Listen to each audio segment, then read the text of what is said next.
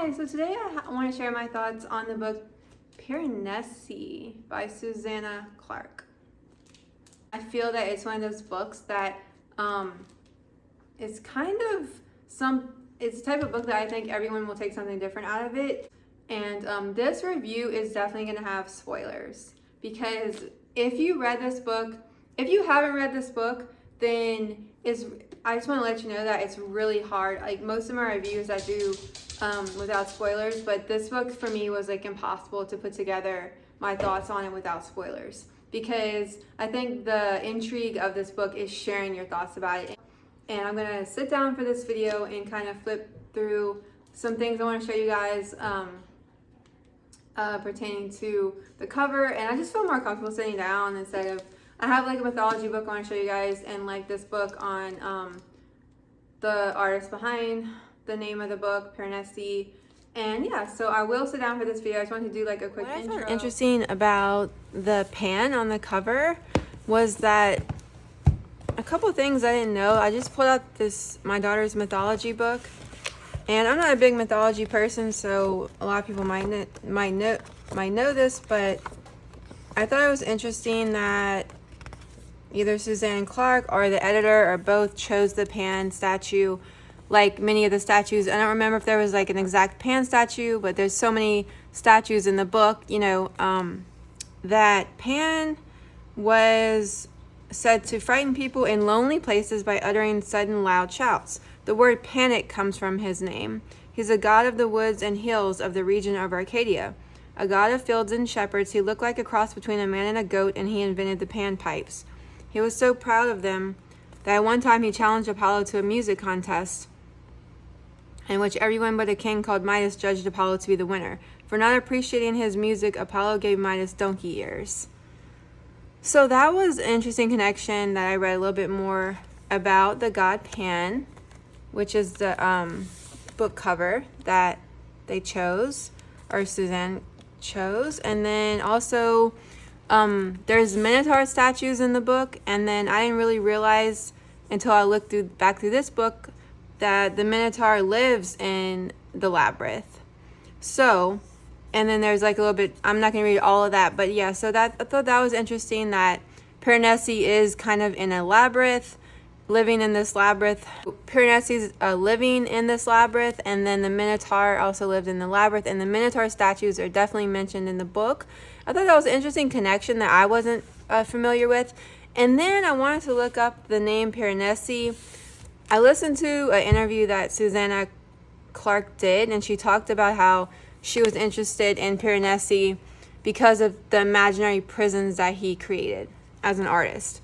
And she chose Piranesi as the name of the protagonist, which is an interesting parallel between the two of them, because Giovanni Battista Piranesi, he was an architect, archaeologist, and printmaker who mostly did he did etchings, and it says his most original works are images of fantastic prisons, which are surrealist before his time. So this is one of the prisons that he did. This is it's titled Prisons, and I'm not sure exactly how I pronounced the full thing, but I don't know if you could see it good on camera, but it's really interesting. And it's interesting that she chose that to be the name of her lead character, Piranesi, who is modeled after an artist who created imaginary prisons, and essentially Piranesi is living in imaginary prisons. Okay, imaginary prison. So, I said in the beginning that this would have spoilers, and it definitely will. So, I love the beginning of the book. I love how, I know a lot of things don't start happening as far as like the plot, knowing what's going on until like, I guess like 80 to 100-ish pages. But I really enjoyed the beginning with the journals, and how he says like, when the moon rose in the third northern hall, I went to the ninth vestibule. How he describes, his world. And I love how he uses the year system as like the year of the albatross, which the albatross, the bird, that's like so relevant to him. But then also in his writing, there's like modern years. So in the very beginning, I wasn't sure exactly at what point we realized that he mentions the year, like modern years, like 2012. But regardless, I thought it was possible because Piranesi believed that him and the other were like the last two people on Earth. And so I thought maybe like the world possibly could have like ended around like the 2012s or whatever, the 2012th year or something like that. And they were supposedly in this house, but yeah, we didn't really know how far in time in the beginning, you know what I mean? Like that Piranesi was there. So at first I thought maybe he is like one of the last people on Earth, but then you start to get clues. So when I realized that the other was like dressed in a suit, dressed in nice shoes, and he almost reminded me of like a therapist figure, where he was a meeting with Piranesi like twice a week, I think, and he was like trying to gain knowledge from him. I thought the theme of the knowledge of the old world that Susanna Clarke brings into this book, seeking knowledge from the old world versus the modern world, I thought that was very interesting. I liked the play with that, because Piranesi is essentially living like an ancient person, or obviously like someone who isn't living in like a modernized society where he doesn't have a washing machine, like he doesn't use a computer, even though I think the other probably gave him like a phone or whatever, and he didn't really even call it a phone because he has no memory of the past, really, of much of the past, only from his journals from the recent years or whatever. Okay, so I'm like, what is this world that is like she created? Like, is this like a real world? Is this like something that him and the other are accessing, and how? Is there like a portal? And then, so the shoes and the suit, and then he said that the other didn't really want to travel around the house too much because he was worried about the floods, about, like the ocean is in this house. And that was bizarre. It really interesting and artistic. And so I was like wondering, why is the other and him not spending more time together? Like, why is the other just meeting with him a certain time a week? It was very formal. And I just thought, like, if you're like the last two people on Earth, wouldn't you have more of a bond? Like, wouldn't you probably like be maybe living around in the same area, like sharing more things? Like Piranesi's fishing. The other isn't really worried about things like that. Like Piranesi's living like a hunter-gatherer. He's living in this like old world. He has like his clothes are tattered. He even loses his shoes at one point. The other's bringing him new shoes, bringing him things. So I thought, wow. So I immediately thought like the other is leaving this space. Like he's not really living there. He's just lying to Piranesi. Piranesi's very naive, and he doesn't mind. Like he doesn't question anything. I really cared for Piranesi. I really loved him as a protagonist. Like I really thought he was so kind to the birds. The way he treated the bones. They have these bones, as you know, because you've probably read it. These dead bones. Who it's mentioned that these people are possibly people that were students. Basically, Piranesi finds his writing, and he starts to realize that he's possibly not named Piranesi. He has another name, and that he was writing a book on this guy who he calls a prophet, which is like Lawrence. And he starts to, realize that the other is not treating him right, and he can't trust him, which we already know, obviously as the reader, that I immediately thought that the other was like this really bad person. He's kind of like being abusive, taking advantage of Piranesi. Like, why is he getting only the knowledge from Piranesi? Why can't he try to find the knowledge for himself, And so this house, I started to really wonder, like, what is going on with Piranesi? What is going on in this house? Like, does this house really exist, or is it like an imaginary prison, like what the artist Piranesi created? And we still really don't, like, we have this scene, what stuck with me, of how it's described that Matthew, he discovers in his writings that he went to, so the other, his real name is like Ketterly, and I think he's like also a professor / like psychologist type. And so he finds that he went in his writing, Piranesi, when he finds in his writing that he went to visit Ketterly to discuss writing a book on Lawrence, who wanted to gain knowledge from these other worlds, who claimed that he could find these other worlds. So he also kidnapped and like imprisoned this man named James Ritter.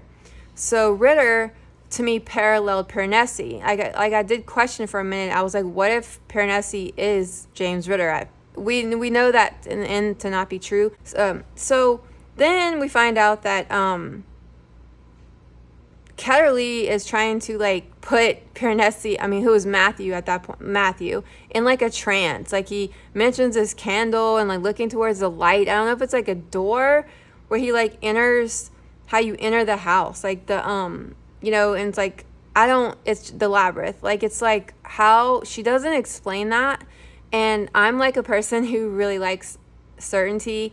I don't like a lot of unanswered questions in books. I don't read a lot of fantasy, but so that was a personal thing for me. It's like I think this is like so well written. It's very bitter. It was very bittersweet for me, because at the same time that you're like, well, okay, is he being trapped? Is he being like kidnapped essentially mentally by Ketterly? It's like, is Matthew's like body leaving and turning, like, is he actually like physically, how is he physically in this house? You just kind of have to go with it, because I still don't fully understand. He's in the house because Ketterly somehow gets him there. We're told to believe or whatever. So then when he's in the house, he loves it. Like, it's like I didn't really feel bad for him until I realized that I felt like the other was taking advantage of him. Like he loves the birds. He loves documenting the statues. He feels like almost like an archaeologist, like a scientist, or that's how I read it. And so I love how she plays with that. Like, it's like the isolation of it. It's like he's an introvert, or is he like made to be that way? And he doesn't question, he doesn't question the motives of like being in the house. Like he doesn't question why he's there. He doesn't really want to leave. So then when the 16th person enters the house, who is like the detective, who is like Raphael, how does she enter? So I just want to say that I believe that Raphael says that the prophet Lawrence, someone, sorry if I'm wrong about who, but I believe that she said someone, like, I think the prophet showed her how to get in the house, but yet we're not really sure. I'm not really sure exactly physically how she's doing it. It's like, I don't, like, Susanna Clarke doesn't really explain that, and I guess she did that because she had to, I guess. So we don't really know, like, how, like, physically how Raphael, or like, is it something you're doing, and like, I don't really get it. Like, I don't know how exactly Raphael entered the house. And so she meets up with Piranesi, and before that, of course, I'm not like explaining like all the plot details because you probably read it, but she leaves all these messages in the house. So Piranesi is an unreliable narrator, right? So like, I don't take everything that he says that we are told. I don't believe it 100%, and that's just kind of how I am. Like, I'm kind of a cynical person. I need concrete kind of evidence, and that this is like the first example of, like I said, a book I read from front to cover. I couldn't stop reading it. I've been obsessed with it ever since I started reading it. Stopped reading it. Even I wanted to finish it so quickly. Like, I love the book, but for me, as someone who doesn't read a lot of fantasy, I was kind of left with a lot of unanswered questions, and I think the author wanted this to be that way, right? So when Raphael enters the house and meets up with Piranesi, he doesn't really want to leave, and she was being very gentle with him. One thing that threw me off is that I read it as that she didn't really seem like she saw the birds, that I think he was referring to like a bird or something when she was talking to him in the house, and she didn't really see it, or she didn't acknowledge it, and she was kind of just like, oh, like it felt to me like she was placating him. That's kind of what threw me off a lot about me questioning, is this like a house that she's entering, which we're told by Piranesi that everything that, she says she is entering it, okay? And then so she says that he has a family, that Ketterly is like not a good person, and he like kidnapped him or tricked him to be in this house, and so Matthew agrees to leave. And he reluctantly, I think it takes him like 24 hours or something, then he finally leaves. And then we're not really explained that part either. Like, Raphael and him don't really explain how he leaves the house. Like, do you leave through a door? Like, it's like not told, like she doesn't tell you. And I think that's the answers I kind of wanted. Like, I kind of was like, I want to know how they leave. Like in The Wizard of Oz, like Dorothy is dreaming of Oz. Like in Eternal Sunshine, they're hooking up things to erase their memory. The little things in their head. And they're getting in their brains, and then you experience the movie through all of their memories, and it's very like almost kind of like fantasy like, but it's like. And then like the Neverending Story, like that's fantasy, but he's like reading a book, and then he gets immersed in the book, and then you're in the Neverending Story. But with this, and same thing like being John Malkovich, I could go on and on. Like they're in a portal that you get to from a little tiny door in a room, and being John Malkovich, and then you get to be inside John Malkovich's head. So, but this book, she doesn't really explain the physical aspect, which I was kind of looking for as a reader, I guess. Maybe that's just my fault, because I think this book, like I said, it's brilliant. Very much art. Doesn't need to be explained, right? Like David Lynch doesn't explain a lot of things. So, as you can tell, I like movies too, a lot, and books. But anyway, so she doesn't really explain that. And so he was found by the sea, Matthew, and then he wants to go back to the house. So he actually brings Ritter back to the house. And Ritter was found in very bad condition. They said his mental health was very poor. He was in poor physical condition because he was like kidnapped or imprisoned in this house, imaginary prison, or real prison, I'm not sure, by who Matthew refers to as the prophet Lawrence. So James Ritter and Piranesi have a lot in common, because they both were in this house with the oceans and the tides and the statues, which is like introvert bliss, right? But then they both want to go back to the house. So she doesn't really explain how they go back to the house. Because in the beginning, in Matthew's writing, it said that he enters the house. There's something to do with a candle, right? And then maybe a doorway or entering. But then, like I said, how do you get back into the house once you're out? That's not explained. And I did wonder that. And then so Raphael, who's like the detective, she supposedly goes back in the house. Well, that's what Matthew says. So Matthew is kind of stuck in between being Matthew, who is like his real name, and then Piranesi. And he feels conflicted. And then I felt really bad for him at the end, kind of as I did on and off throughout the beginning. Like, I loved his little journey throughout the house. It was beautiful. I love like the descriptions of the statues and like the birds and the ocean. And I liked his like hunter gathering and the archaeology aspect. But then it's like his mental health is what concerned me and bothered me, just as someone who reads a lot of books about mental health and does struggle with a lot of anxiety myself. So it's like I kind of wondered about his mental health a lot, because it's mentioned that James Ritter had bipolar, and we don't really know. I think it's mentioned at the end of the book that Matthew goes possibly to a therapist, or he decides not to take medication or something like that. But we don't really know, of course, because it's first person. He's an unreliable narrator. I don't really know if Raphael, like, I'm assuming she's probably like a real person, but like, I don't really know. Like, I'm still left with a lot of questions about this book, but yet I kind of know, like, that it's probably this house that these two men were obsessed with, like, seeking knowledge from. And then they use these people who also have interest in the house, who is like bones that Piranesi finds in the house, these, the deceased, or people that also were possibly kidnapped by these people, or they were also trying to seek knowledge in this house. So they possibly got stuck in this like other world, the realm of, I'm not sure, like if it's like a portal to get there, like I said, like this imaginary prison, this labyrinth. Okay, so in the end, like we know, that Matthew got out, but then he wants to go back, which is like understandable, because that's like his home, that's all he knows. So my final thoughts of this book are that I'm still not 100% sure about, like I said, I don't think there are any like our answers. She didn't want to explain, because it would have like hurt the story, I guess, in as a whole, to explain exactly how these people were entering, exiting, da-da-da.